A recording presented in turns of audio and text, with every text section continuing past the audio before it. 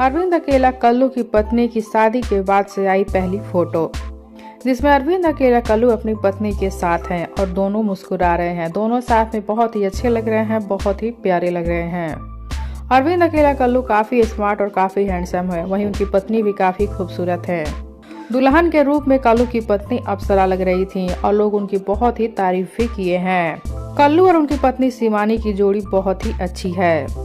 दोनों साथ में बहुत ही अच्छे और बहुत ही प्यारे लग रहे हैं। इस नए जोड़े को लोग काफी पसंद कर रहे हैं और बहुत ही प्यार और आशीर्वाद दे रहे हैं। कल्लू के शादी के फोटोज और वीडियो सोशल मीडिया पर काफी तेजी से वायरल हो रही है और काफी धूम मचा के रखी हुई है।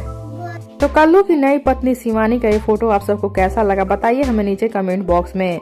साथ ही वीडियो को लाइक कर लीजिए, चैनल को सब्सक्राइब कर लीजिए। वीडियो पसंद आया हो तो इसे ज्यादा से ज्यादा शेयर कीजिए।